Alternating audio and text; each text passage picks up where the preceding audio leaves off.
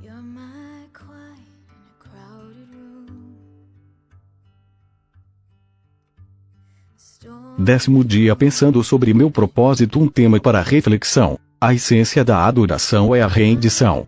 Um versículo para memorizar.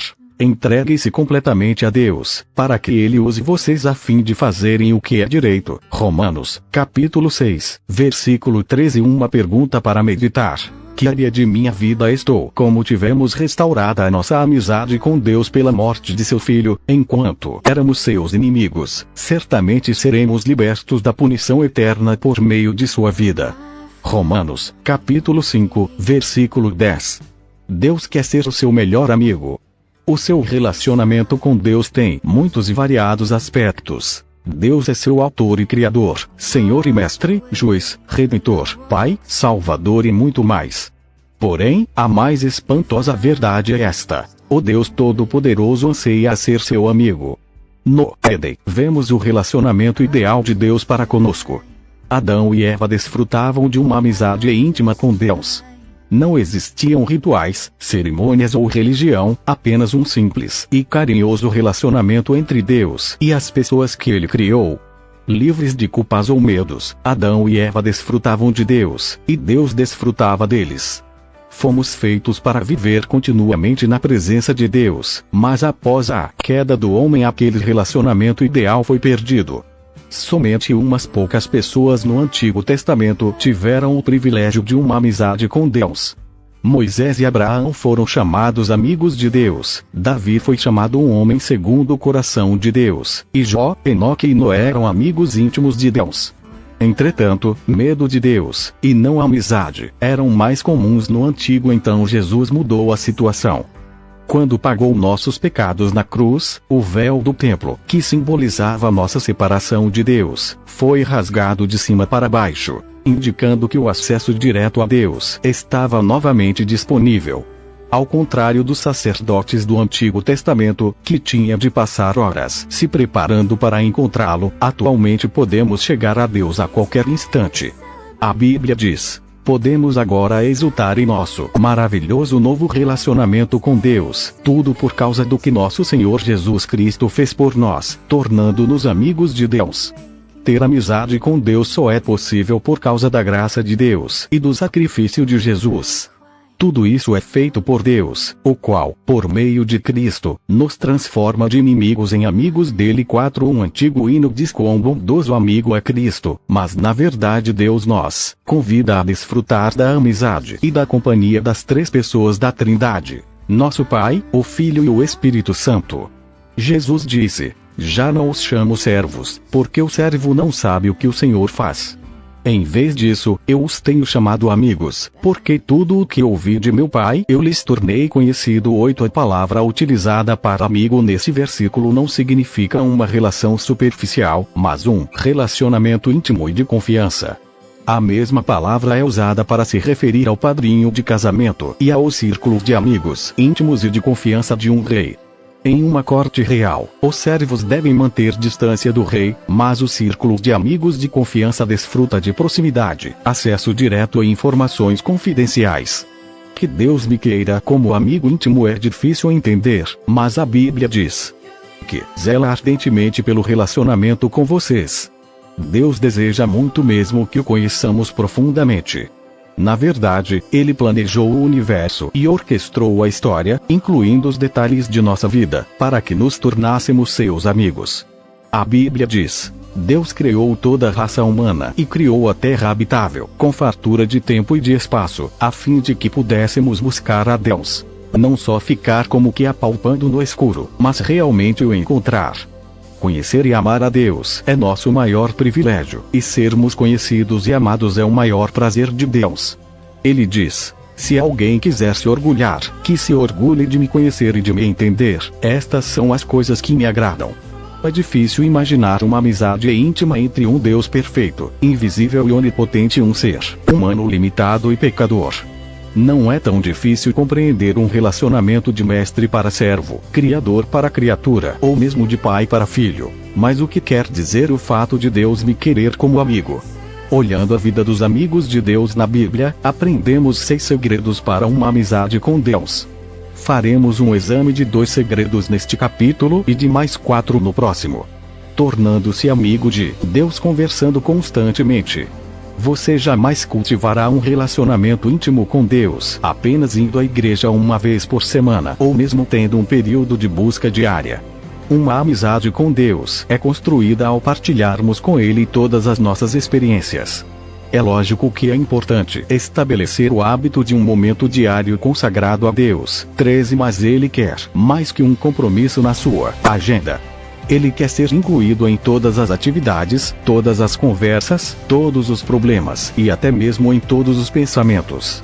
Você pode manter uma conversa contínua e ilimitada com ele ao longo do dia, conversando sobre o que quer que você esteja fazendo ou pensando no momento.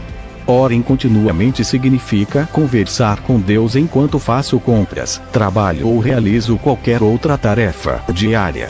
Um conceito errôneo bastante comum é de que passar seu tempo com Deus significa estar sozinho com Ele.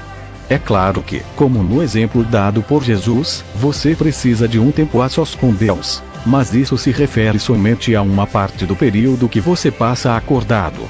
Tudo o que você faz pode ser passar seu tempo com Deus, se Ele for convidado para tomar parte e você estiver consciente de sua presença. Um livro clássico sobre como desenvolver uma constante conversa com Deus se chama A Prática da Presença de Deus. Ele foi escrito no século XVII, pelo irmão Lourenço, humilde cozinheiro de um monastério francês. O irmão Lourenço era capaz de tornar as mais banais e insignificantes tarefas, como preparar refeições e lavar pratos, em atos de louvor e comunhão com Deus. A chave para uma amizade com Deus, ele dizia, não é mudar o que você faz, mas mudar a sua atitude em relação ao que faz.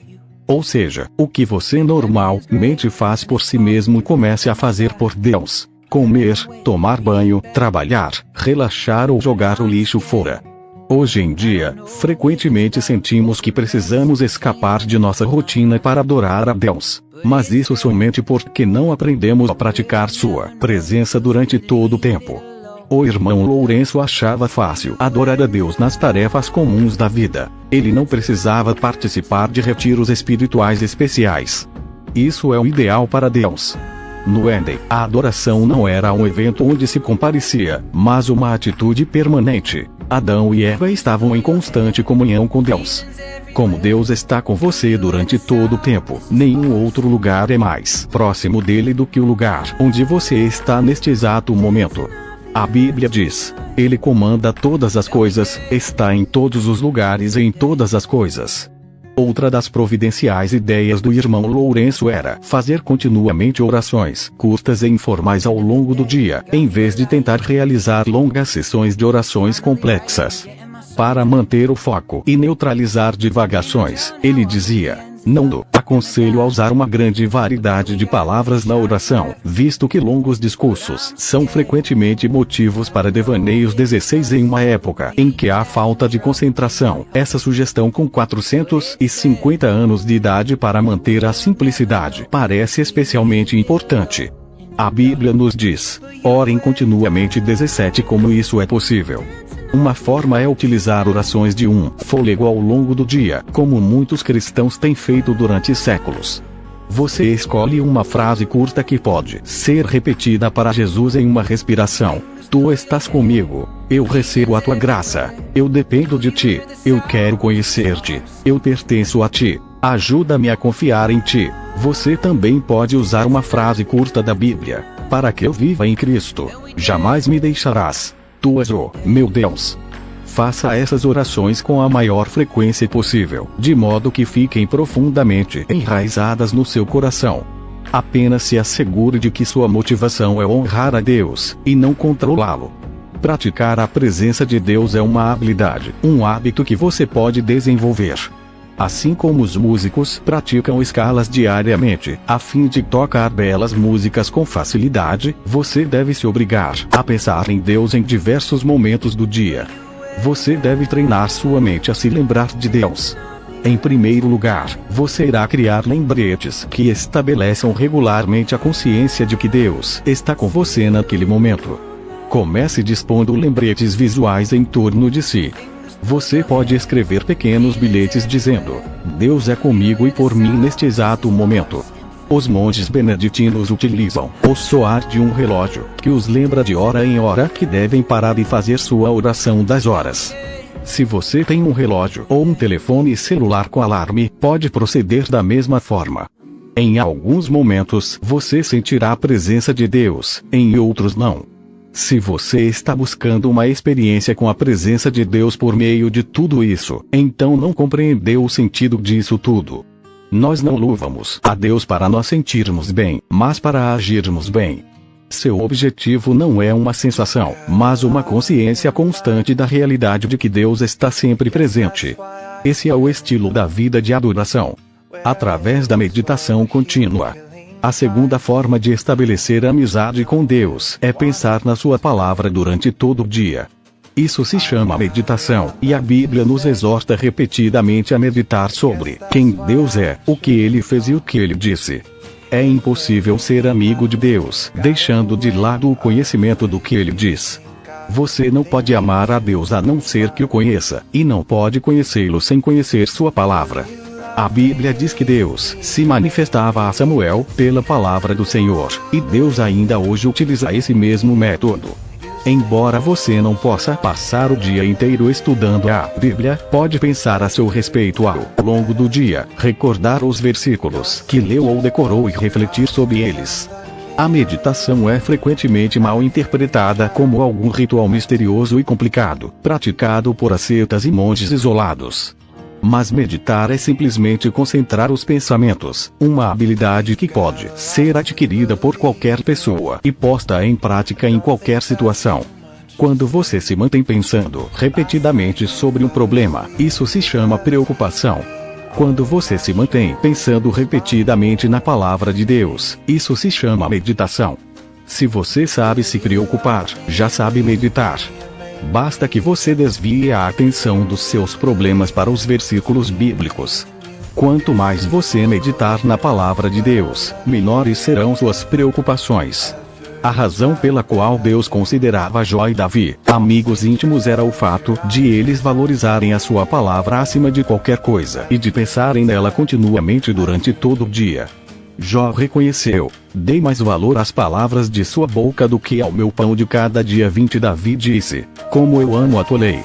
Medito nela o dia inteiro. 21 E elas estão constantemente em meus pensamentos.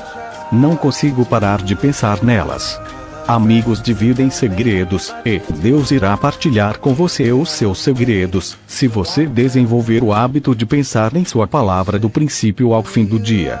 Deus contou seus segredos a Abraão e fez o mesmo com Daniel, Paulo, os discípulos e outros amigos. Quando você ler a Bíblia ou ouvir um sermão ou uma fita, não cometa o erro de simplesmente deixar para lá e seguir em frente. Desenvolva a prática de ficar revisando a verdade em sua mente, pensando continuamente sobre ela. Quanto mais tempo você repassar o que Deus disse, mais compreenderá os segredos desta vida que muitas pessoas deixam escapar. A Bíblia diz: o Senhor é amigo chegado de quem o respeita e lhe obedece. A essas pessoas ele revela os segredos de seus planos. No próximo capítulo, veremos mais 4 segredos sobre como cultivar amizade com Deus, mas não espere até amanhã. Comece ainda hoje a praticar uma conversa constante com Deus e a meditar continuamente na sua palavra. As orações permitem que você fale com Deus. As meditações permitem que Deus fale com você. Ambas são essenciais para se tornar amigo de Deus. BCCBFHFJFJFJFJFJFJFJFJCJJFFJFJFJFJF